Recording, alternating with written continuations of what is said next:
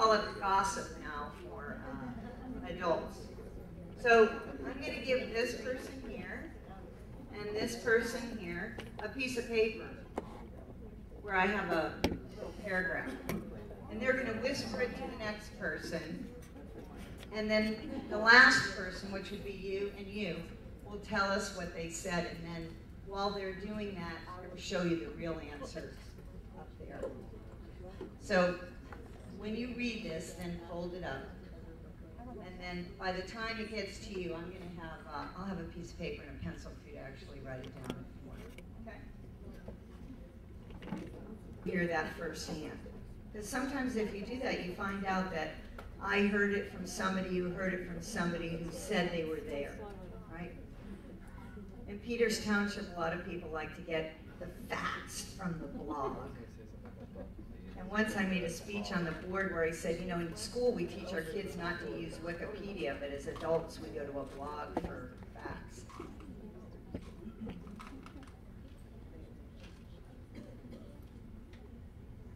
They're almost done here. Okay. Good. They'll ruin my whole theory. Don't help her with it fast. Okay, you ready? Okay, go ahead and read that. There you go. Did you hear that Sue got a new job at a law office and there's a restaurant right across the street? That's it? That's it. Okay. So, all right. Don't say anything. All right. There you go. Go ahead. Read away. Did you hear about Sue's new job? She's working on 6th Avenue downtown, and her job lets her take every other Wednesday off. Pretty darn close. Excellent. Thank you. Thank you to my volunteers. Should we stay here? No, you can go. Well, not you. I'll get in a lot of trouble. TV. There's always two stories and then there's the truth. So those types of things happen, and what I'm asking you to do to make the world a better place is just to think about what it is you're spreading, what information you're spreading. That's a big part of communication. And a lot of people get affected by that you don't even know about. Sometimes you do.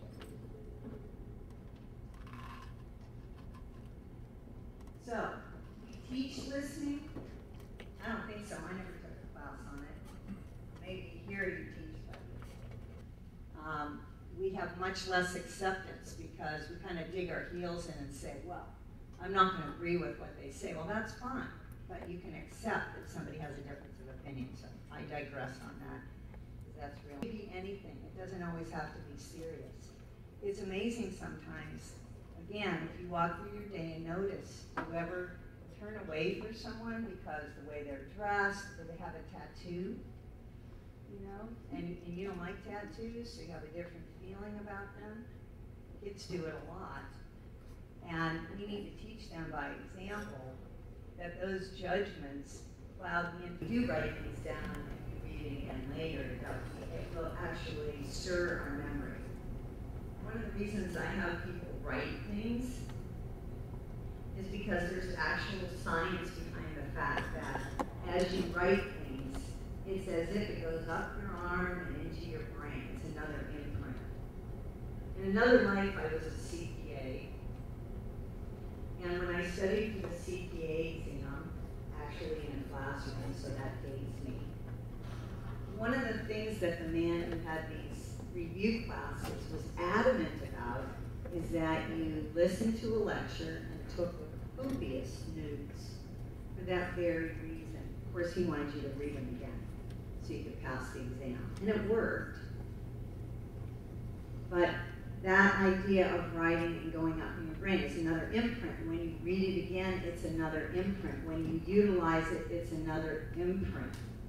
If you learn anything new today, then when you go out and try to utilize that information, it might be a little difficult because it's a new habit. I read an article in Scientific American Mind, and it takes 9 to 12 weeks of daily usage to create a new habit. So if you, whatever you take away from today, don't. They just want to vent. Someone told me once that if I'm having a conversation, let's say I have a friend who always wants to fix when I vent, then it might be better for me to go to that friend and say, you know, I just want to vent. I don't really care what you think. I just need a sounding board. Will you be that sounding board? And then you don't have to, you know, because what happens is you vent and then somebody says, well, I would do it this way and I think you should do this and da-da-da-da-da. And then you're like irritated at that person and you really didn't get anything off your chest because now you have a new issue going on, right? So sometimes it's better to just let people get things off their chest. In this relationship listening, the important part is that you understand. Somebody wants you there to understand. They want to feel supported in whatever they're going through. I don't really have experience in this area. I hear what you're saying. You're in a lot of pain. Have you ever thought about whatever the suggestion might be? Might be talking to someone who is feeling sorry for someone. That's sympathy. And it certainly doesn't mean apathy, which means you don't care at all. It's feeling with the person. And empathy is a wonderful gift between friends or workmates or bosses, people who work for them. Empathy is a wonderful thing. It really makes you feel listened to. Appreciative listening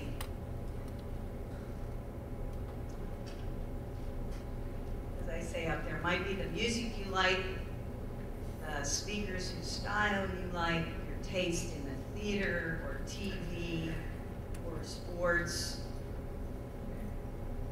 Appreciative listening includes listening to music for enjoyment, listening to speakers because you like their style, and whatever your choices are for those different. Very much. I think it was me. I don't think it was him. And so sometimes your expectations can cloud your appreciation of something. Have you ever read a book or gone to see a movie that everyone says is the best? And then you go and see it and say, I don't get it. So expectations have a lot to do with it because it changes your attitude, right? You have that expectation and then it's not fulfilled for one reason or another because we have these different preferences. And if you don't have critical listening skills, then you can't form a very good opinion or evaluate what other people on the team are saying. This is when it becomes really important to leave the person out of who's saying it and concentrate on what is being said. And sometimes in teams this is very difficult because you're on a team, you've got somebody on your team you don't particularly work well with, but now you're working on something that's very small. Yeah, whatever happens on the face is very important. If you're sharing with someone that your cat just died, they start laughing. Right? We have a little problem with communication. Oh, that's an extreme. Love that. It's great for communicating. Anyway, so we're looking for differences. For example, the differences between sounds may be certain instruments you hear in an orchestra. I used to take my son to Fiddlesticks. You know, those great concerts they have for kids down in Heinz Hall. They're really wonderful. I can't listen when there's distraction.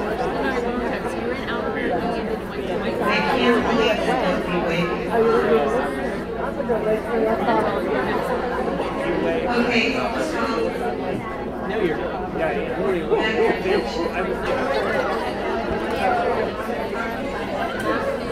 the idea of the distractor is that they should be annoying. Does anybody have a guess as to who it is? Who thinks it is?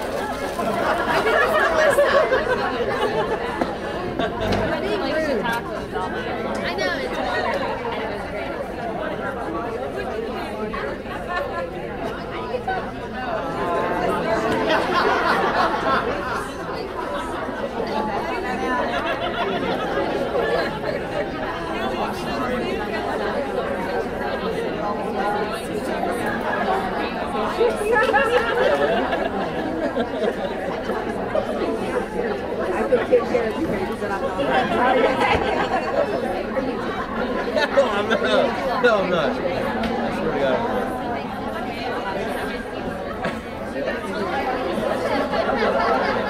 Go ahead, Trish.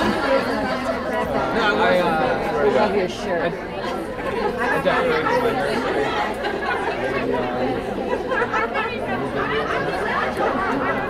Okay, come back, please.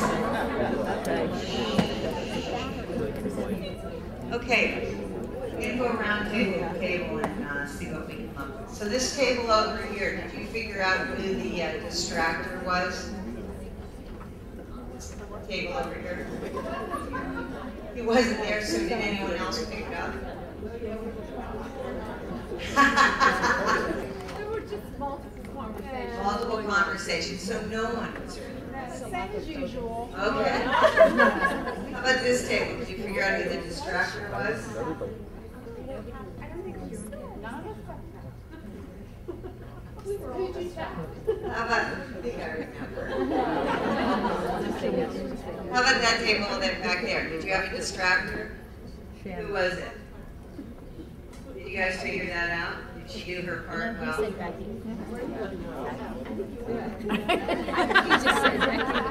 Did it make you like her anymore? Okay. Okay, so the idea is just to think about, it was to give you an experience of what it's like maybe when you are the distractor, because we all are. None of us are perfect. We all mess up. We all are not as attentive as we should be. We're not all as caring as we should be all the time. I understand. That's interesting. Whatever that may be, to support that person. Even asking questions, clarifying questions. What was that word you used? I'm sorry, I didn't hear that last sentence. Can you repeat that? Sometimes we think it's rude if we do something like that, but actually we want to get the real content of what somebody's saying, so there's nothing wrong with asking them to repeat themselves.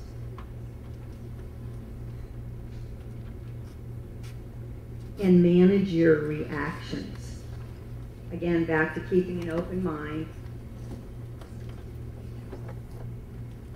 and hearing.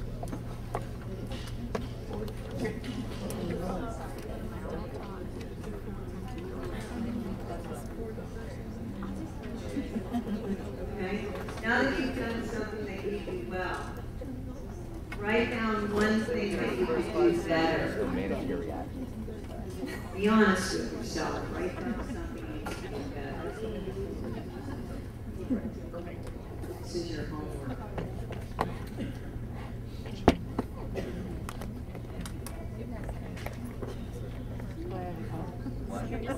Okay. Now we're going to talk about listening habits to improve.